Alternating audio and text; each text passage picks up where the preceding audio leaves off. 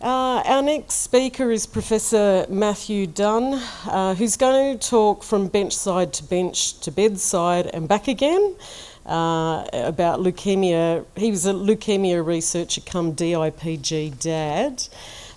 So Matt's from the University of Newcastle. He's a National Health and Medical Research Council Emerging Leadership Fellow and DIPG Chadtough. I had to ask what that was. New Investigator. Matt is a medical biochemist and Professor of Paediatric Haematology and Oncology Research at the University of Newcastle in Australia. Thanks, Matt.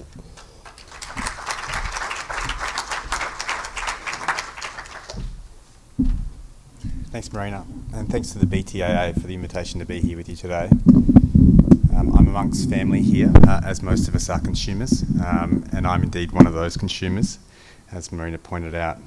So today I'm going to tell you my story. It's a story of tragedy, but I hope that we are starting to bring a little bit of light to adolescents, children and young adults diagnosed with brain cancer.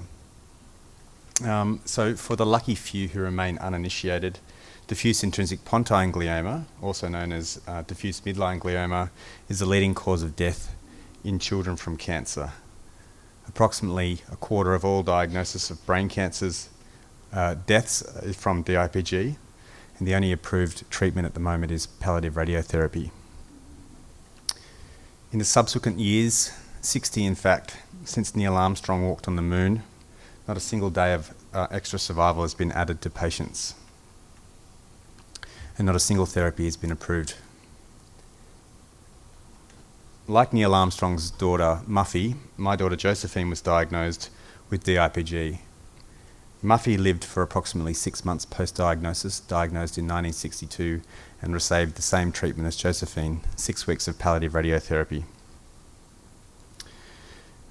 This is unheard of, considering that we have walked on the moon, we've launched satellites into space, we've cured COVID-19 in 12 months. But at approximately 11 a.m. on Friday the 16th of February, I received a call from my daughter Josephine's daycare educator telling me that she was uncharacteristically clumsy. I'd noticed on our little drive into work that day that Josephine was unwilling to really engage in our usual conversations that typically characterised my lack of patience while driving, or what she would like to do on her day at school that day. Those that knew Josie were extremely aware of her intelligence, vocabulary and wit. She was frequently known to verbalise my thoughts to me. For example, when driving into Little School one day, I'd noticed that I'd forgotten my lab and office keys, and I exclaimed, "Jesus." And then beautifully, a little voice piped up from behind my seat that accurately and eloquently articulated my frustrations. "Fucking hell, Daddy." Silly Daddy. Following on from Sarah's call of clumsiness at daycare, I rushed across campus to pick her up. When I got there, she seemed fine. DIPG is not something you can see. We went home, I made her some lunch and noticed how tired she looked. Her little brother George had had a virus earlier in the week, so I thought it was this. She didn't eat much and I encouraged her to come for an afternoon nap. But as we walked down the hallway, she bumped into each of the walls on her way to her bedroom, and I thought, wow, you really are tired. After her sleep, she was fine. In fact, we had our usual challenge to get her to go back to sleep that night. We played the game of me lying with her in bed, thinking that she's asleep, trying to sneak out, then seeing my beautiful angel reappear in the hallway some 15 times each evening. Josie was always a nightmare to get to sleep for the year prior to diagnosis. It makes me think that those fights that we had for a good year had something to do because of the pressure stemming from the tumour that was now growing in her brain. The pressure that was probably greatest felt when she was lying down. Silly Daddy. The next morning I went into work very early as I had funding applications that were unfinished and stressed about how far behind they were.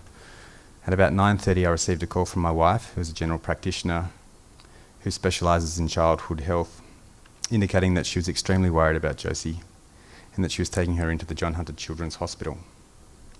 I rendezvoused with her and Phoebe's father, Chris, who was also a general practitioner of 45 years. I knew straight away that they were very worried about what was happening. I, like always, was positive. Whatever this was, Josie would get over it, because nothing bad could ever happen to my little angel. Silly daddy. That day, a senior consultant paediatric neurologist that both Phoebe and Chris knew well was working on a Saturday. He quickly also shared in Phoebe's and Chris's anxieties, and so scheduled Josie for her first MRI under a general anaesthetic that very same Saturday afternoon. This was the first general anaesthetic of more than 60 that Josie would endure during our fight with DIPG. We waited outside of the surgical recovery department for what felt like a lifetime. Our world continued to crumble when we saw the specialist paediatric neurologist walk out of surgical recovery accompanied by the head of Paediatric Oncology, a colleague of both myself and my wife.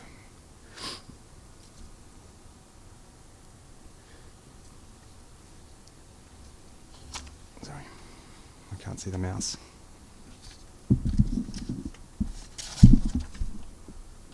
I still can't see the mouse. Okay, is it going to work? Sorry, is it working? Yep, cool. The next morning I went into, I've done that bit, sorry. Josie went to hell many times during her journey, and we are now very thankful that she no longer must endure the suffering of DIPG. She received a brainstem biopsy in the weeks following her diagnosis, which left her unable to walk or to use the right side of her body. 30 sessions of radiotherapy followed the biopsy, each under a general anaesthetic. This was exhausting for her, added to the distress of waking from a general anaesthetic in a hospital recovery every day for 6 weeks in a row, whilst also receiving high-dose steroids, making her angry, anxious, terrified and hungry, but absolutely necessary to reduce the rapidly increasing and life-threatening brain inflammation caused by the growing tumour and the radiotherapy.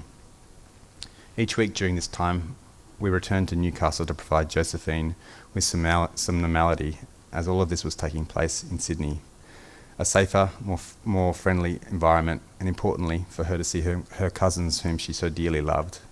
It was also critical at this time that I could meet up with my research team to commence our very own DIPG research program.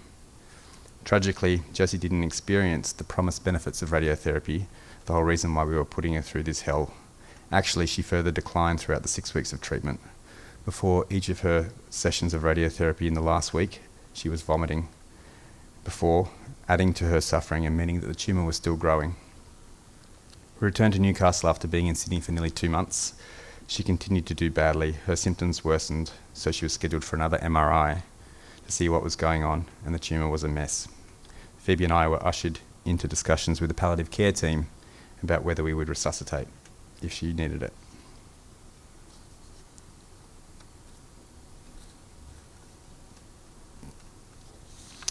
We were now almost permanent inpatients in the John Hunter Children's Hospital.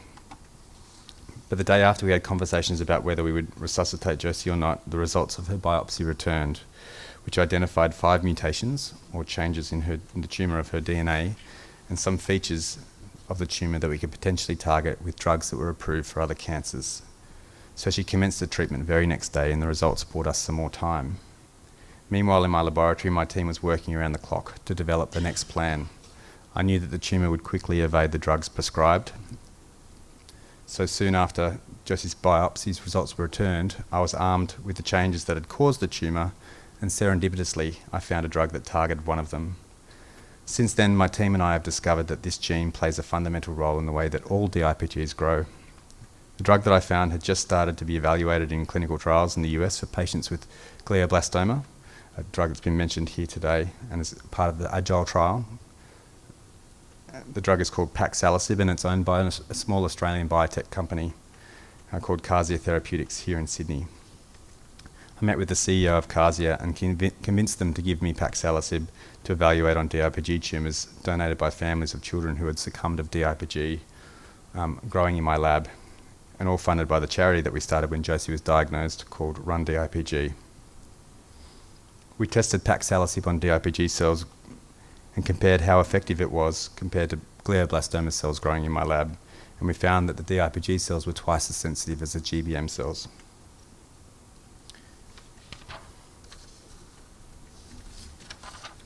Josie's tumour began to grow again after the drugs that the healthcare system provided approximately 3 months after they were started, and now 8 months post-diagnosis. And unfortunately, there was nothing left that the clinical team could do for her or for us. I shared our results testing paxilosib in a combination with another drug that had previously been tested in DIPG called vandatinib. The additional drug reduced the activity of another one of Josie's 5 mutations, with the results showing that the combination was effective. And so I asked both pharmaceutical companies whether we could combine these drugs to treat Josie, and they both agreed. Josie received the combination of paxilosib and vandatinib for the next 4 months, and the tumour stabilised and did not grow. Actually, she learnt to walk again. She became well enough to have her one and only dance concert called Dance DIPG with a little help of her cousins, and we had a magical Christmas. But like almost every DIPG journey, 4 months later, now 12 months post-diagnosis, the tumour was growing again. In the lab, we were assessing another drug called ONC201, only available in the United States in clinical trials, but no one in the world had shown whether it actually worked against DIPG, not even in the lab, but there was hype about it because a patient with a high-grade glioma, an adult, had received the drug and had a dramatic response. This patient also harboured the mutation that gives rise to DIPG. So we got ONC201 from the company and tested it ourselves to see whether it worked in the lab against DIPG. Actually, for about a quarter of all DIPGs that we were growing in the lab, ONC201 did absolutely nothing.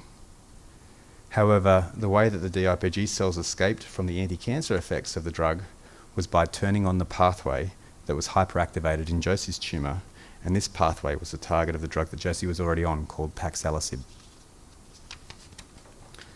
The company wouldn't give us ONC201 to treat Josie, but remarkably on social media we found that a German oncologist was prescribing it and selling it from his local pharmacy in Frankfurt. So once we had shown in the lab that the combination of paxilosib and ONC201 worked synergistically, I booked an appointment with the German oncologist and flew out of Sydney on a Sunday afternoon, early in March, arriving in Frankfurt very early Monday morning and flying back to Australia with my packet of pills that very same afternoon.